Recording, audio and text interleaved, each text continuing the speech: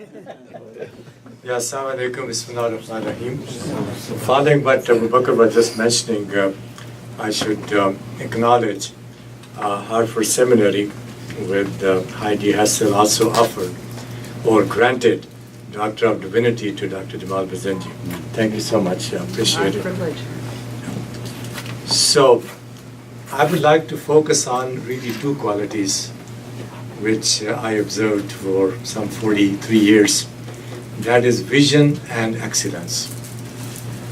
In everything he did, he inspired everyone to have a vision, and he can foresee or perceive what the future is, and then he emphasized on excellence. The very first time in 1973, as Dr. Shah mentioned, the word endowment I heard from him. And that was a new thing for me, so I researched, learned from him. To me, the endowment is something which it's a gift which keeps on giving. It is something which is live forever. Nothing lives forever, but endowment do. And more so, endowment is the only vehicle which can provide generational fairness. That means if we are well-to-do, we make sure that the next generation to come have equal opportunity. Or if we do not have enough now, then we can't really help the next generation, but at least if we are well off, which we are, we should do something which will help to ensure the future of the next generation. Dr. Isham talked about North American Islamic Trust. That was the very first endowment which was created, and Dr. Jamal Barzinji was the founding trustee. And that has grown now to a very, very large endowment. As regard to the endowment for IIIT, some 30 years ago, almost exactly 30 years ago, we created IIIT endowment. The first one was of a trust with $0 as endowed funds. We grew to $10 million in 1995, and now, without giving you all the numbers, it's low 9 figures, whatever that means. It's not bad. Thank you, I appreciate that. Now, in the endowment, we have various investments which Sterling Management Group manage, and many of my colleagues are here. They get the credit of managing those. One of those investments we started in 1984. July 1984, we acquired Marjack Poultry in Gainesville, Georgia. It was a losing company, was producing 400,000 chicken a week. And then we worked and we worked and we worked, grew that company to be #1, the best company for profit per pound in the United States. And now it is producing 2 million chicken a week. Less than 3 years ago, we acquired another losing company in Alabama, Mississippi, that was producing 2.1 million chicken a week. The previous owners had lost about $20 million. It was heart-breaking or wrenching that why would anybody wants to acquire that or lose that kind of money.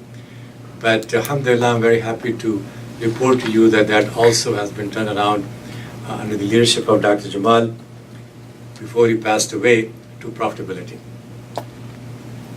Now, right now we are producing about 4.2 million chicken a week. That is 2% US consumption.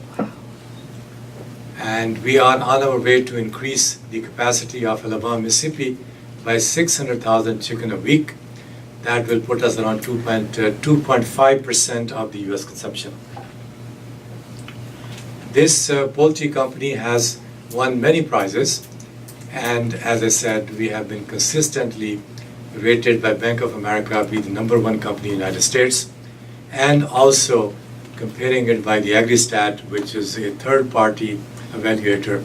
We dump the information into their computer, they do the rating, and we are also #1 in Gainesville. Everybody put together, we are #2 in the United States. The other institution I want to talk to you about is Amana Mutual Fund, which Dr. Jamal Barzinji was a founding trustee. We started with $100,000 in 1986. We just celebrated 30 years anniversary of Amana Mutual Fund. Dr. Jamal offered his insight. He helped us tremendously on developing the Islamic screens and how to evaluate the different securities and how to apply Islamic principles to investing. That mutual fund now stands at 3.3 billion, and we have 8.6% performance since inception for Amana Income Fund. Dr. Jamal was very instrumental in establishing many institutions. I remember that every time we formed a new company to fulfill his objective, he would say, "Not another one, Yaqub."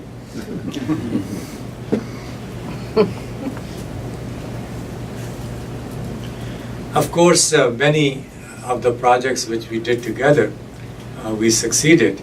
There were some which did not succeed. I want to emphasize really the role of excellence. Every project we are in, if we are not excellent, we make a plan and we work towards making it the best in its own industry in the United States. Giving another example, 11 years ago, we participated with University Bank in Michigan. We created Islamic banking subsidiary, which is now doing Islamic mortgages. Last month we closed 30 million worth of mortgages in 1 month.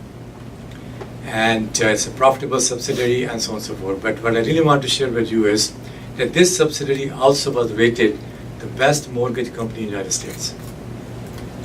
University Bank, when we involved ourselves in it, it was losing.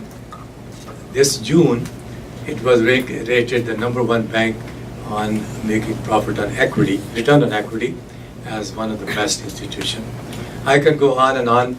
Personally, I benefited a lot from Dr. Jamal's vision, his sacrifices, his ability to perceive the future, his ability to know what is right and wrong, and his ability to differentiate between personal and the waqf money. I mentioned this last time, some 30 years ago. He and we were looking at a decision. I have one opinion, he had his opinion. Both were right opinions. But he said, "Yaqub, let's choose the path. If we stand before Allah subhanahu wa ta'ala on the day of judgment, we can defend it." And that really was a very alarming approach from a person like Dr. Jamal, which really helped me to use that as a marching orders for the future. There are many stories I can tell you. Heidi was expecting some jokes, but I told her no jokes today. But Dr. Jamal would hear a joke and he will tell me, so I can remember it for him. And so one of the jokes he told me, there was a poor man, he didn't have the money to eat kebab. So he used to take his bread and go to a kebab shop and smell the smell of kebab, and he would eat his bread. So one day the shopkeeper, the kebab owner, he said, "Well, you have to pay for it, you are using my smell." So he said, okay. He had some coins in his pocket. He put hand in his pocket and he shook it. He said, "Did you hear the noise?" He said, "Yes." He said, "That's your payment." Lastly, I would say I have learned that the people you love and you care are taken away too soon. Thank you. Thank you very much, Dr.